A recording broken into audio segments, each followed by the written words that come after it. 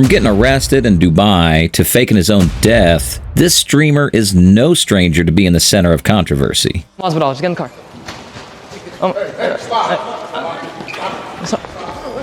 I'm sorry. But does anyone truly know who N3on is? Will the real N3on please stand up? Mikyle Rafiq, wait, or is it Singh? Or is it actually Rangesh Mutama? What's your name? The whole name thing is a bit messy and hard to follow, but according to a recent podcast with George Janko, N3on says his last name is Rafiq. Rafiq is his real last name. Is it real? Yeah, it's real. It's his real last name. So we'll just stick with that for now. Where were we? Mikyle Rafiq, better known as N3on, is a 19-year-old content creator who has risen to fame in the digital streaming world. Raised in Houston, Texas, Mikyle embarked on his journey to stardom at the young age of 12 with a keen interest in video games and a natural flair for the dramatic. His early days were marked by countless hours spent mastering various games. Why is your voice like that? Yo, what's good, Mr. Matty Mags? You better not be bad at this game, you bum. Starting with NBA 2K and then moving to Fortnite. After watching other YouTubers, even though his parents had banned him from watching, he finally got up the courage to tell his parents about his streaming and included them in the journey. He can even be seen in one stream running to celebrate his increased viewership with his mom. Oh my god, I need to tell my mom. I'll be back. I'm telling my mom. I'm so happy. Although a seemingly innocent start to the streaming world, N3on would go on to have an online career surrounded in countless controversies, leaving viewers constantly questioning what is real and what is not. Eventually, N3on would graduate from his humble beginnings and ask himself a question that would determine the direction his career would trend in for years to come. Was it his energetic personality and unique approach to streaming that quickly set him apart from the other content creators? Or was it the clickbait titles and thumbnails that got his viewers interested in his videos? Yeah, stick to the end of the video to see if Ronnie2K is really my father. Deciding his growing popularity was due to the clickbait content, N3on had to act fast when he found himself with the feeling that he was beginning to fall off the relevant YouTuber mark in December of 2019. So, logically, he faked his own death. Boy, that escalated quickly. The ruse would comprise of several videos ranging from him being in critical condition in the hospital, followed by his final words claiming he needed to have a dangerous surgery to survive. If the surgery doesn't go well, because if the surgery does not go well, I'll bleed out to death. And if that happens, you know. To a greatest moments compilation video allegedly after his passing, and finally concluding with a video of his miraculous recovery a mere 2 days later, in which he claimed to have survived the surgery. But the gig wouldn't last for long, as other YouTubers began to catch on to the scheme and call him out for faking his own death. In retrospect, years later, N3on would open up about how he clearly didn't think this plan through, saying, That shows how stupid I was, because how am I supposed to come back after I'm dead? Like, how does that make... I knew I was in... For the next several years, N3on would continue to fake content, constantly seeking that shock factor. As if lessons leading up to this weren't enough, on August 1st, 2023, N3on posted a video on X, formerly Twitter, of yet another controversy in which N3on seeks to send shockwaves through viewers. Hey! Oh, we on it. Come on, bro. Take his glasses off. The clip shows N3on after he has allegedly been jumped by several individuals in what appears to be a public park. No longer trusting the antics N3on tries to pull, people immediately began to speculate the legitimacy of this situation. 2 days later, N3on posts a video on TikTok titled N3on's Response After Getting Jumped, where he simply talks about being done with the streaming life after such a horrible week and claims that if his viewers ever see him again, it will be as a new man. It's all good, man. I love you guys deep inside, and I'm going to take this time to figure out what I want to do next. I don't know if you guys will ever see me again. If you do, I'll be a new man.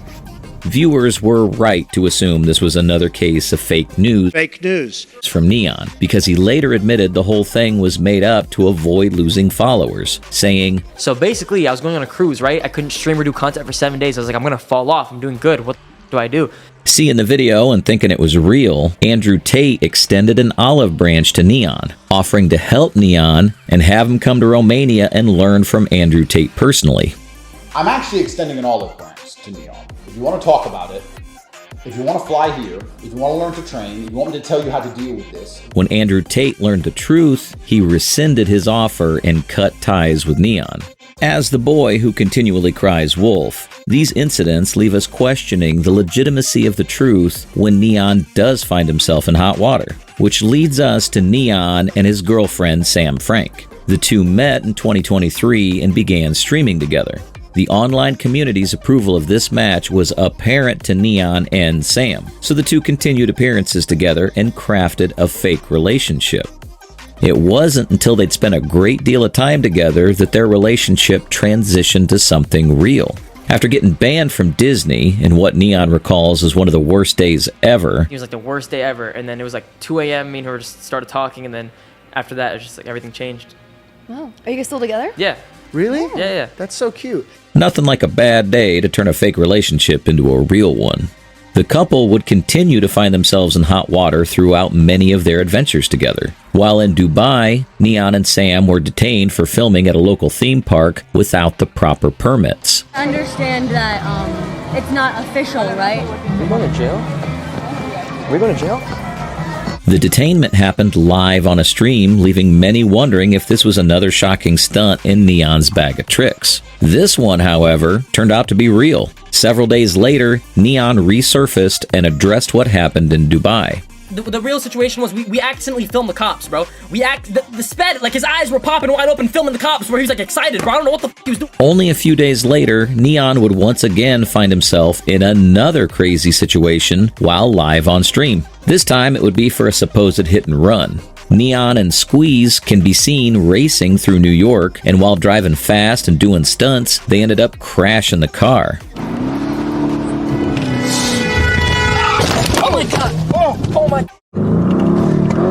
The crash went viral online, and Squeeze later posted on Instagram saying it wasn't a hit and run. In one of his posts, he showed the car's rear bumper was crushed, suggesting another vehicle might have hit them. He also mentioned that no police were called because he knew the person who hit his car. Squeeze would allegedly be arrested later for an unrelated assault charge. Squeeze? Yeah, what's that the was drama crazy. there? That was crazy. I thought I was going to jail. While N3on is thankful to have escaped free. But with a career steeped in lies and deceit, has N3on escaped freely? Or is he chained to the pattern of outrageous antics that he always used to gain clout? N3on sums up his actions as, I honestly don't really think before I do. And I made a really dumb decision. You guys can say all you want to go by the chat. It's for them to see. which apparently describes the Nate Diaz beef beginning when he asked Nate in a press conference, When you do get knocked out, are you going to retire? N3on admits he thought his comments to Nate would be funny, without considering any consequences. He sets out to apologize to Nate on George Janko's podcast, saying he would stream later that day with his official apology. I genuinely want to apologize to Nate and his team and everyone around him.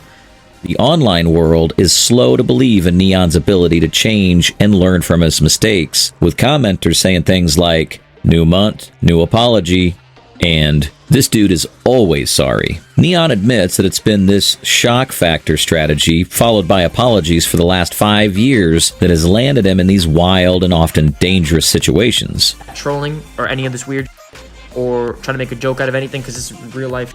It's not something to joke about. N3on claims to be turning a new leaf as he's getting older, realizing that he's setting a horrible example for the younger generations who follow and look up to him. George asks N3on, "What is it that you want to work on in front of the world right now?" and N3on replies, Honestly, just being myself. "Coming clean of all the instances he's faked and owning up to his mistakes is a great start." But it still begs the question, is this new, chill N3on just another fake? I'm sorry. I'm sorry. I think we've seen this before.